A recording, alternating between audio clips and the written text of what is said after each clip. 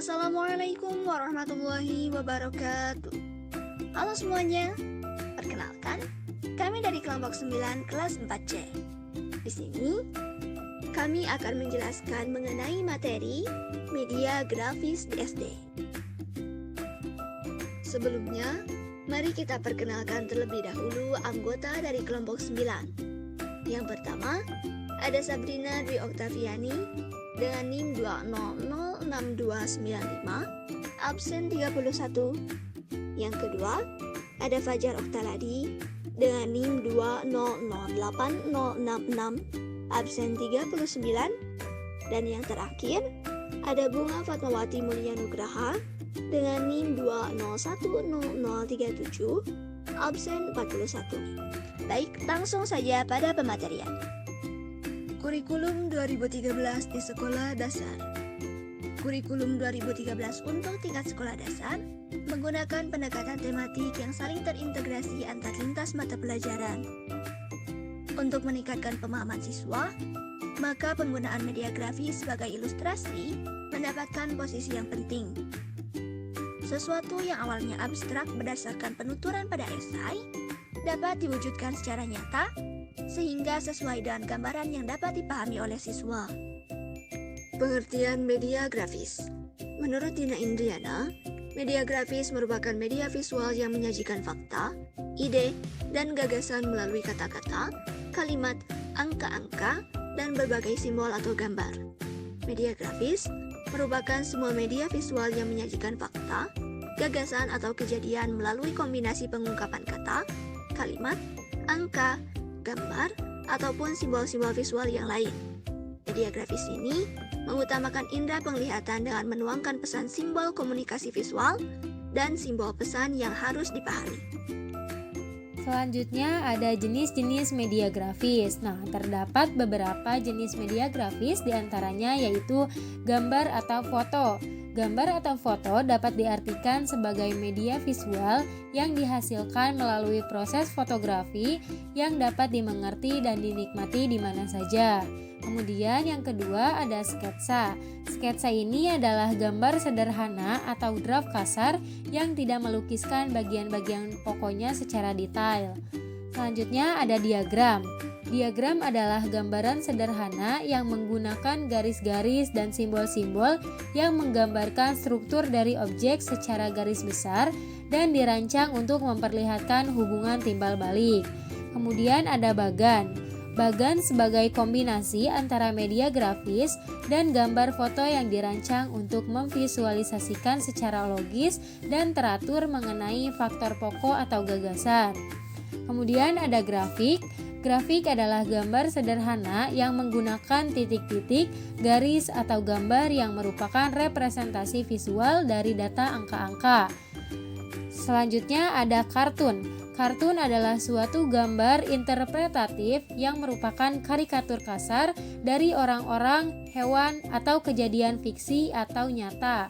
Selanjutnya ada poster. Poster adalah media grafis yang memadukan antara gambar dengan tulisan untuk menyampaikan informasi, saran, seruan, peringatan, dan ide-ide lain guna menarik dan mempertahankan perhatian siswa agar cukup lama tertanam dalam ingatannya. Dan yang terakhir yaitu peta dan globe. Peta dan globe berbeda secara gradual, akan tetapi saling melengkapi. Jadi, peta dan globe adalah penyajian visual permukaan bumi. Peta berbentuk datar, sedangkan globe menyerupai bola bumi.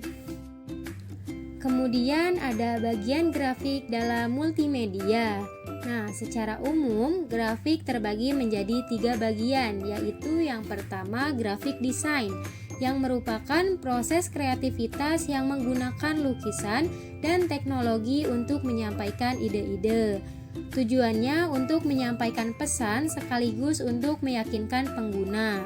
Desainer grafik yang terampil adalah mereka yang menggabungkan penilaian estetik, teknologi, dan keterampilan pengurusan proyek untuk mengembangkan strategi komunikasi yang bermakna.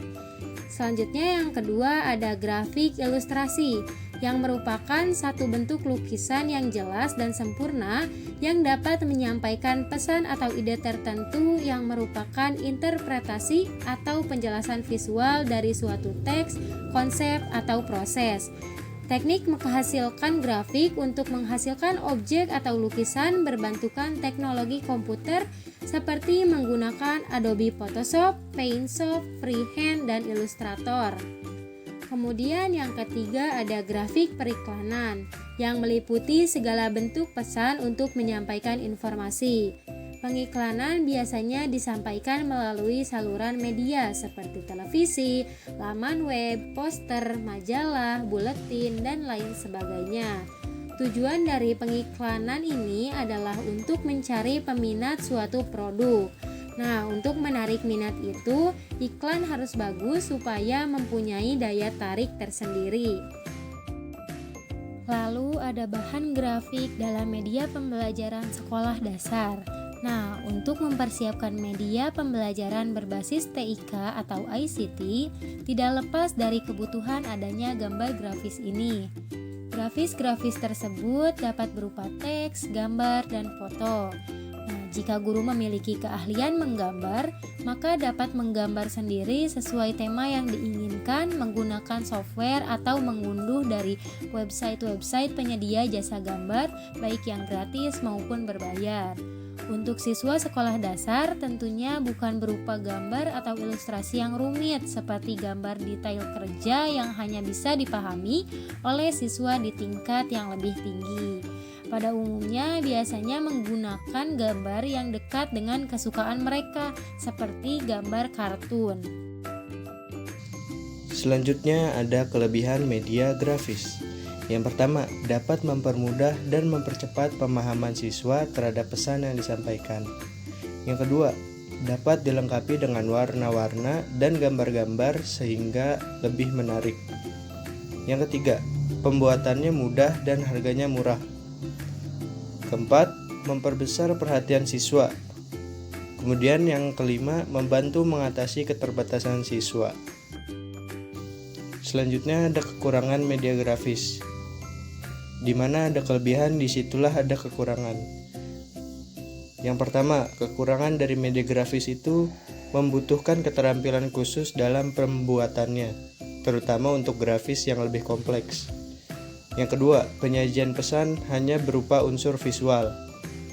Yang ketiga, proses pembuatan media gambar seringkali memakan waktu yang sangat lama. Yang keempat, jika tidak dirawat dengan baik, media cetakan cepat rusak ataupun hilang.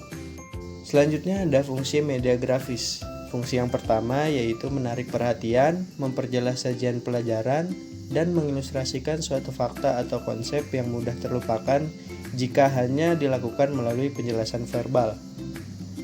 Yang kedua, menyalurkan pesan dari sumber ke penerima. Saluran yang dipakai ini menyangkut indera penglihatan. Pesan yang akan disampaikan dituangkan dalam simbol-simbol komunikasi visual.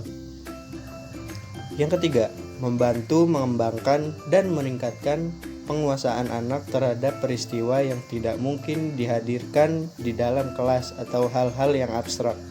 Yang keempat, mengembangkan daya kreativitas siswa.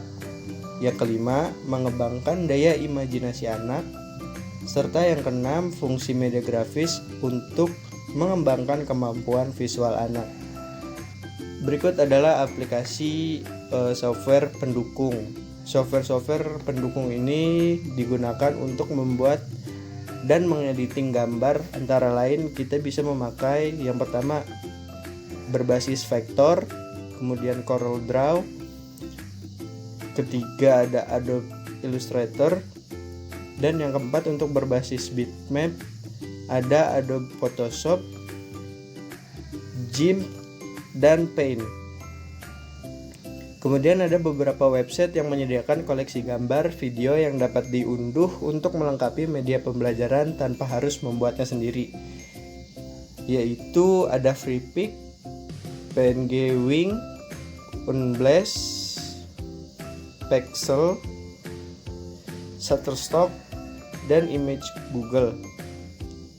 Dan pastikan gambar yang didapat ini gratis dan bebas penggunaannya, atau bisa juga kita menjadi member dan harus membayar untuk menjadi member.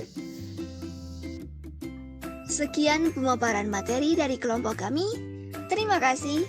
Wassalamualaikum warahmatullahi wabarakatuh.